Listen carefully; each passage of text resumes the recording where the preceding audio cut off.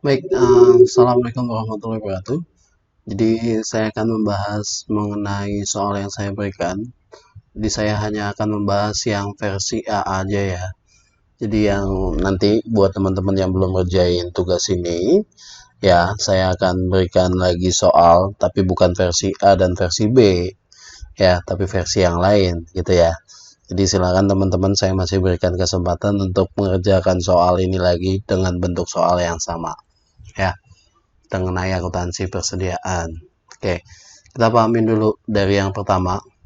Dibeli barang dagang dari FA Berkat, ini nama tokonya, dengan harga 53.760.000. Pembayarannya, metode pembayarannya 2, 10, N30. Maksudnya apa sih 2, 10, N30?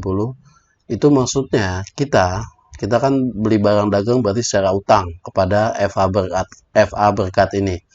Berarti kalau kita bayar kurang dari 10 hari tertanggal dari transaksi kita di tanggal 1 Januari, kurang dari 10 hari kita bisa bayar, maka kita bisa mendapatkan diskon sebesar 2%. Itu maksudnya 2N, 210N30. Dengan batas utang kita terhadap FA Berkat itu selama 30 hari. Gimana nyatetnya? Berarti pembelian barang dagang kita catat di sini, pembelian barang dagang pada hutang dagang, ya enggak? Pembeliannya bertambah, barang dagang kita bertambah, pembelian persediaan bertambah di sebelah debit 53.760. Kemudian hutang dagang kita juga akan bertambah sebesar 53.760. Begitu pencatatannya. Nah, begitu susah saya pikir. Ya. Kemudian transaksi yang kedua, di tanggal 3 ya, di tanggal 3 Februari dibayar ongkos angkut pembelian barang tersebut. Barang yang apa? Barang yang ini. Berarti kalau nggak ada 210N30, 110N30, 15N1030 gitu, berarti kita bayarnya secara tunai nih. Berarti ini masuknya adalah beban angkut pada kas atau biaya angkut boleh. Biaya angkut pada kas. Nah, biaya angkut pada kas. Kasnya berkurang, biayanya, bebannya bertambah. Beban bertambah di sebelah mana? Debit. Kasnya berkurang di sebelah kredit. Nah, itu makanya saya bilang kalau misalnya teman-teman belum paham ini, akun saldo normalnya, oh kalau beban bertambah kita nyatetnya di sebelah mana, kalau aset bertambah kita nyatetnya di sebelah mana, kalau aset berkurang kita nyatetnya di sebelah mana, kalau pendapatan bertambah kita nyatetnya di sebelah mana. Nah, itu kalian harus pelajari lagi di topik 1. Itu saya sudah memberikan yang namanya saldo normal. Itu harus kalian hafalkan. Ya, Mbak Bro, Mas Bro, gitu ya. Itu karena ketika kalian masuk di akuntansi keuangan, kemudian nanti semester berikutnya ada akuntansi biaya di semester 6, kalian nggak paham saldo normal, ya udah bingung kalian belajar akuntansi. Itu ya. Dah.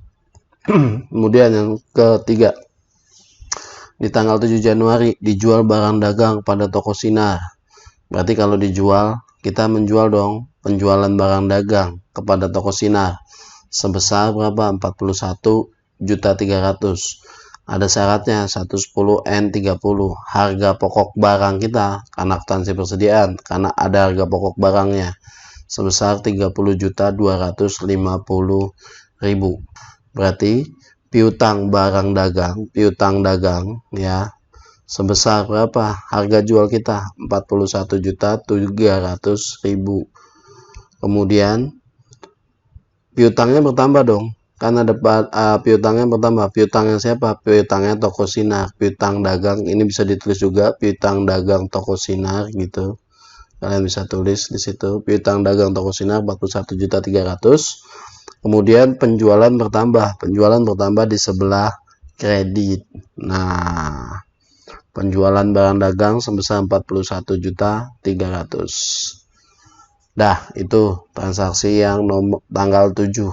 Kemudian dibayar pembelian tanggal 1. Nih, berkaitannya dengan pembayaran hutang kita yang terjadi di tanggal 1. Berarti dari tanggal 1 ke tanggal 9 itu 10 hari nggak? Kurang dari 10 hari kan?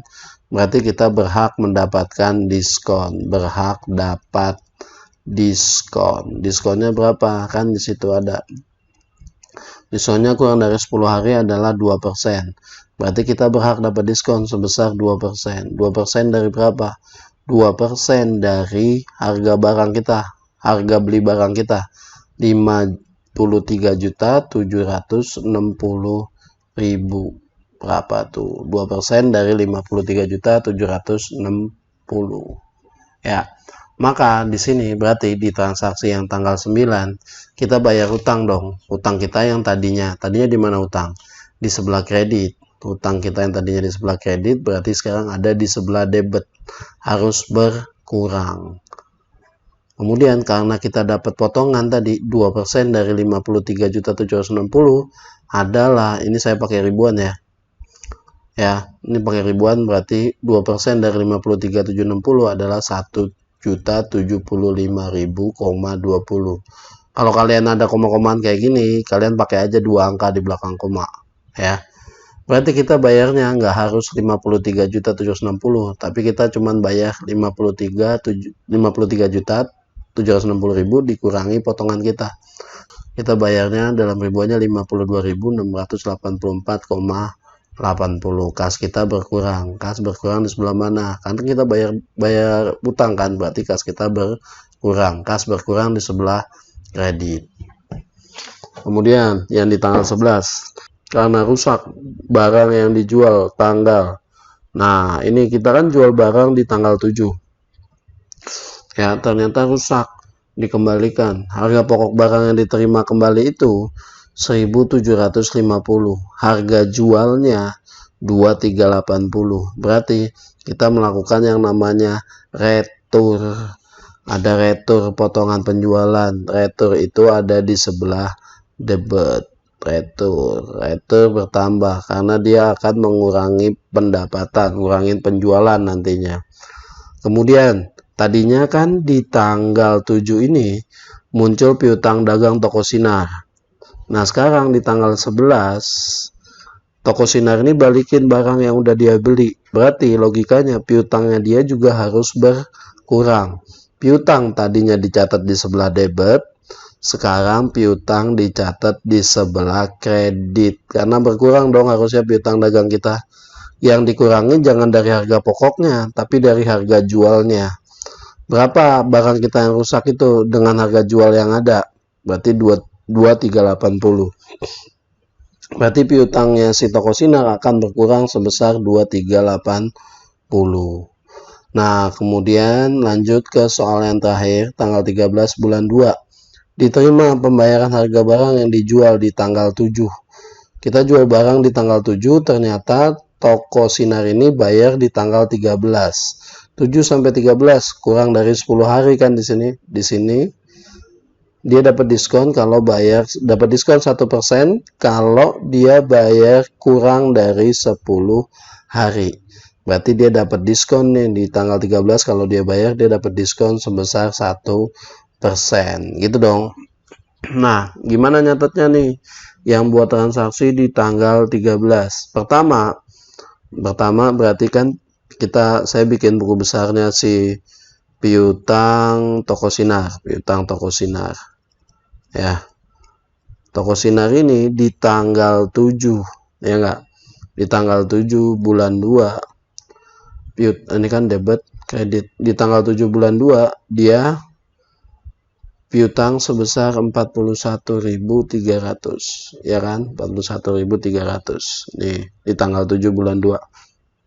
Kemudian ternyata dia kan balikin barang kita kan, yang terjadi di tanggal 11. Yang terjadi di tanggal 11 dia balikin barang kita sebesar 2.380. Otomatis piutangnya juga akan berkurang. Berarti piutangnya dia di tanggal berapa tuh? Tanggal 11 kan? Tanggal 11 bulan 2 nih, tanggal 11 bulan 2 piutangnya dia berkurang sebelah kredit 2.380.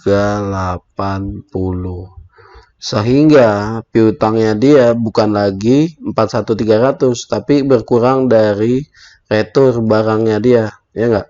41.300 dikurangi 23.800. Piutangnya dia harusnya tinggal berapa tuh?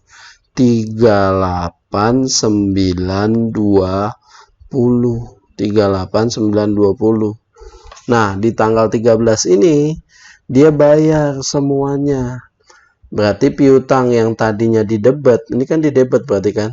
Didebet dia harus berkurang. Maka kita nyatet piutang dagangnya harus berkurang. Kita nyatetnya tadinya didebet buat ngilangin jadi 0.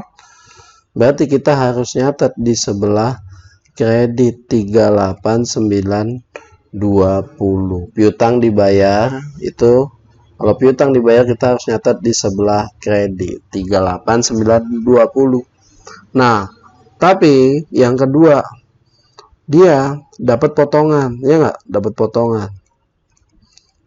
potongan tunai. Potongan tunainya karena dia bayar kurang dari 10 hari. Berapa potongannya? Dia beli di tanggal 7. Dibayar tanggal berapa nih? 13. 7/13 kurang dari 10 hari, maka dia berhak mendapat potongan 1% dong. 1% dari berapa?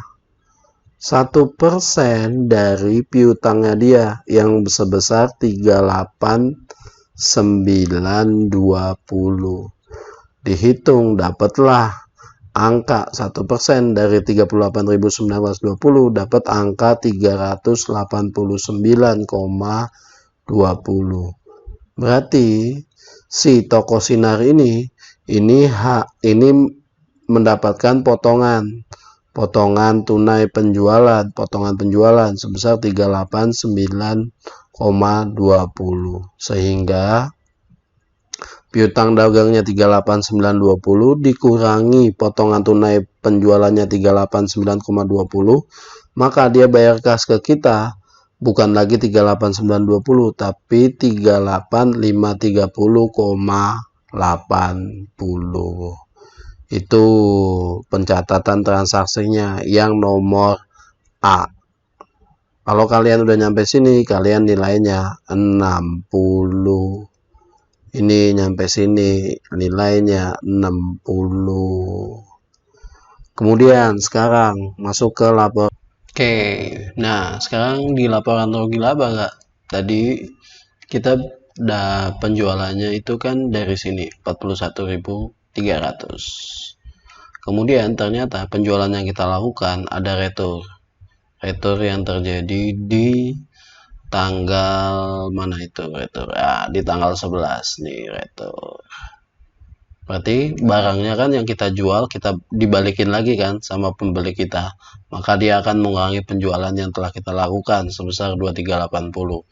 Kemudian si pembeli kita juga membayar kurang dari 10 hari yang 778 ini, sehingga penjualan bersih kita dikurangi dengan retur plus potongan tunai penjualan nih. Ini dikurang nih ntar nih, ini ditambah ini, hasilnya adalah ini, ya kan, 3158. Berarti penjualan bersih kita 38.142. Kemudian kita hitung harga pokok penjualannya. Persediaan awal di soal nggak ada kan, maka kita strip. Kemudian kita melakukan pembelian yang terjadi di tanggal 1 Februari 53.760. Nah ini 53760. Udah itu kita nggak melakukan retur, barang yang udah kita beli ternyata bagus semua, makanya nggak ada, ya kan. Kemudian kita mendapatkan potongan tunai pembelian kita